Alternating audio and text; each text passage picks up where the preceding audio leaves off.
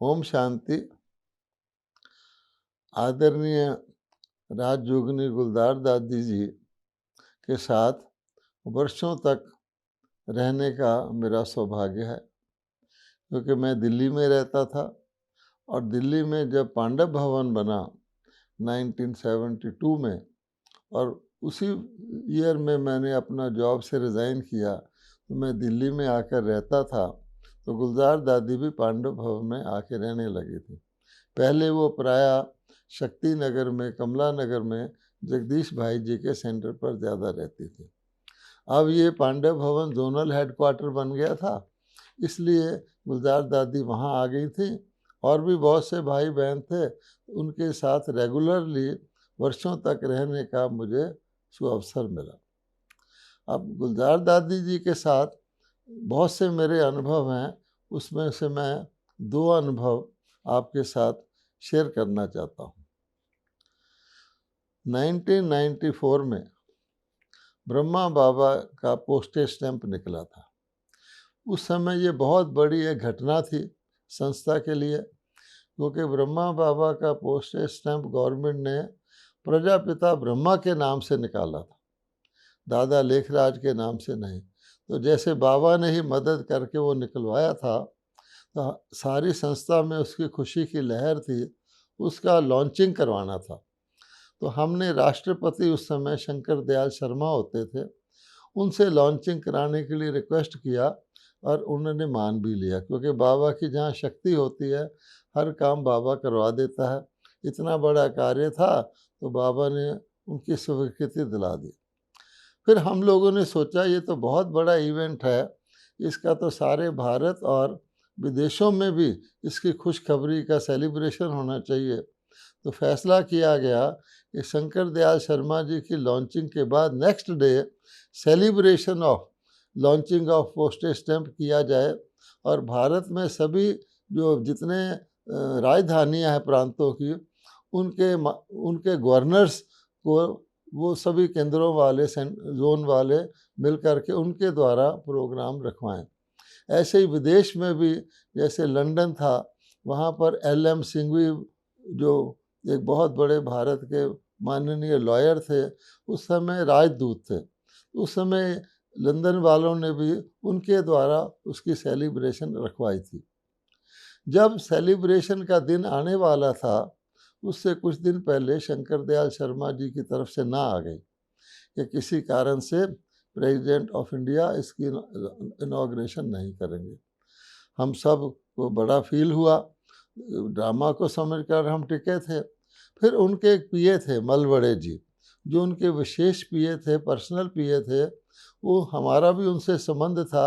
जब हम शंकर दयाल जी से मिलने जाते थे तो पीए बहुत स्नेह से मिलते थे। उन्होंने हमें प्राइवेटली बताया कि देखिए, राष्ट्रपति जी ने इसलिए ना किया है कि आप लोग राष्ट्रपति जी के साथ साथ गवर्नर से भी हर जगह के यही काम करा रहे हैं, ये प्रोटोकॉल के अनुकूल नहीं है। अब हमने राष्ट्रपति जी से अपॉइंटमेंट मांगी, तो राष्ट्रपति जी अपॉइंटमेंट देते ही नहीं थे। उनको पता था ये आके ये बात करेंगे। फिर बाबा ने टच किया। एक जज थे राजस्थान के, जस्टिस लोढ़ा, वो राष्ट्रपति जी के समीप थे। तो हमने उनको कहा कि आप अपने नाम से अपॉइंटमेंट ले लीजिए विद 2। तो लोढ़ा जी को उन्होंने खुशी से अपॉइंटमेंट दे दी।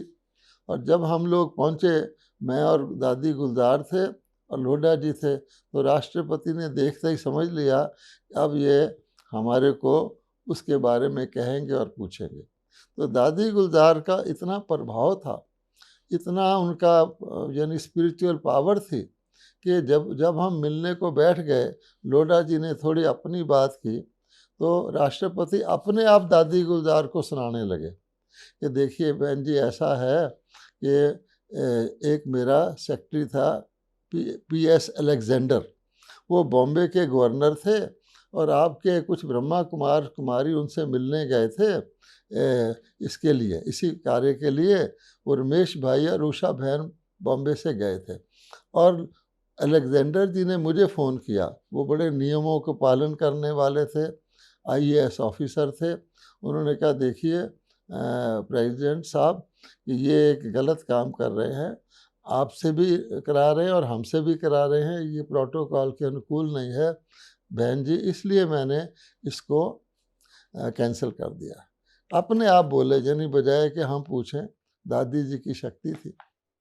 फिर मैंने उनको एक्सप्लेन किया, फोल्डर दिखाया कि देखिए हम इस बात को जानते हैं और हमने आपकी लॉन्चिंग के दिन ये प्रोग्राम नहीं रखा है, उससे अगले दिन सेलिब्रेशन ऑफ लॉन्चिंग, क्योंकि एक बहुत बड़ा ऐतिहासिक संस्था के लिए कर्तव्य है, इसलिए हमने अगले दिन रखा। ये देखिए कागज़ और आप देख लीजिए अगले दिन रखा हुआ है। जब उन्होंने कागज़ देखा, मुस्कुराए और उधर से दादी गुलजार जी उनको पावरफुल दृष्टि दे रहे थे, उन्होंने फिर एग्री कर लिया कि नहीं नहीं मैं इसकी लॉन्चिंग करूँगा। इस प्रकार से ये घटना हमें सिखाती है कि दादी गुलजार जी का कितना प्रभाव था। और जब भी कोई ऐसा काम होता था, बड़ा काम होता था, क्योंकि दिल्ली हेडक्वार्टर है, उन दिनों में संस्था इतनी प्रसिद्ध नहीं थी, तो हम दादी गुलजार जी को ही साथ ले जाते थे और हमें हर काम में जो भी हमारा अटका हुआ काम होता था उसमें सफलता मिलती थी। इसी प्रकार से 82 से 87 तक ज्ञानी ज़ैल सिंह भारत के प्रेसिडेंट थे। तो ज्ञानी ज़ैल सिंह जो थे वो पंजाब में पहले चीफ मिनिस्टर होते थे और मैं पंजाब में ही जॉब करता था, उनसे कई बार मिलना जुलना हुआ था। उसके बाद वो दिल्ली में होम मिनिस्टर बन गए। जब हम उनसे मिलने गए किसी प्रोग्राम के लिए, वो बोले देखो भाई, अब तो मैं अपने सेक्रेटरियों का गुलाम हूँ, जहाँ वो कहते हैं वही मैं जा सकता हूँ, नहीं तो नहीं जा सकता हूँ तो मैं होम मिनिस्टर।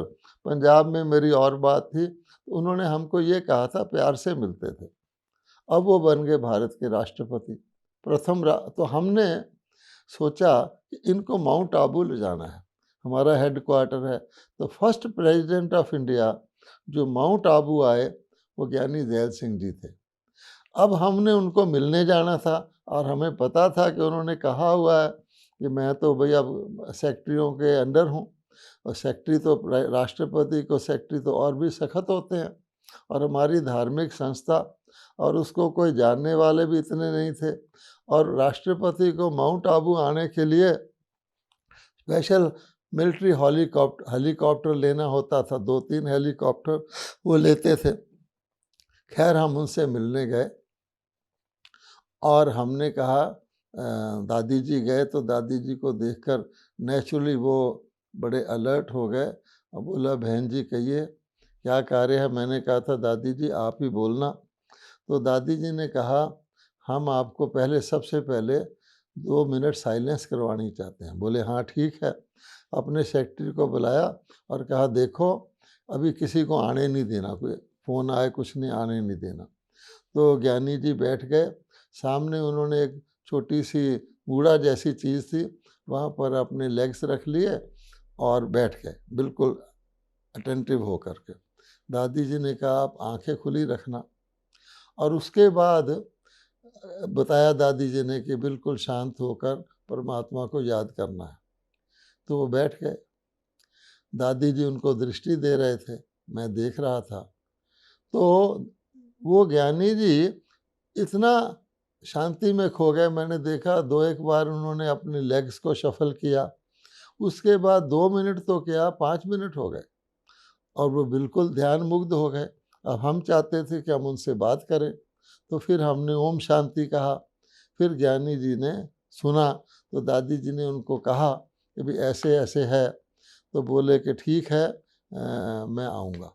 तो तब मैंने देखा कि वो व्यक्ति जो कह रहा था मैं उनके अंडर हूँ, अपने पीएस के, उन्होंने मान लिया आने को और उनका बाकायदा प्रोग्राम बना। उस समय पांडव भवन के साथ एक सुदर्शन बिल्डिंग थी, वो ली गई थी और रेनोवेट हो रही थी। तो हमने लिख दिया था इनाग्रे, और भी लिखा था कि वहाँ आना आश्रम में, इनाग्रेशन ऑफ सुदर्शन भवन भी लिखा था। तो उनके इंक्वायरी की उन्होंने, हमेशा राष्ट्रपति गवर्नर से इंक्वायरी करता है, तो उन्होंने कहा ये बिल्डिंग इनकी नई नहीं है। फिर उन्होंने उस बिल्डिंग को अपने लिस्ट से निकलवा दिया। लेकिन वो आए और 3 हेलीकॉप्टर उतरे पोलो ग्राउंड में, तो बहुत पब्लिक इकट्ठी थी कि राष्ट्रपति आ रहा है। उन्होंने उनको वेव किया और उसके बाद आकर के उन्होंने बकायदा फर्स्ट राष्ट्रपति जिन्होंने मधुबन उन दिनों में विज़िट किया 82 से 87, मुझे याद नहीं किस साल में वो आए, लेकिन इस प्रकार से दादी जी ने ही राष्ट्रपतियों के, उपराष्ट्रपतियों के मधुबन में आने की नींव रखी थी। तो इस प्रकार से ये समझ लीजिए कि दिल्ली में दादी जी को बाबा ने इसीलिए रखा हुआ था कि दिल्ली राजधानी है, और दादी जी का बाद में भी आपने सब जानते हैं अव्यक्त पाठ भी चला, और दादी जी के अंदर इतनी पावरफुल स्पिरिचुअलिटी थी उन दिनों में कि कोई भी साधु महात्मा, कोई भी नेता हो, उनको दादी जी को हम साथ ले जाते थे और दादी जी चल पड़ती थी, और उससे हमारे बहुत सारे कार्य दिल्ली से जो मधुबन के साथ लिंक थे सफल हुए। ओम शांति।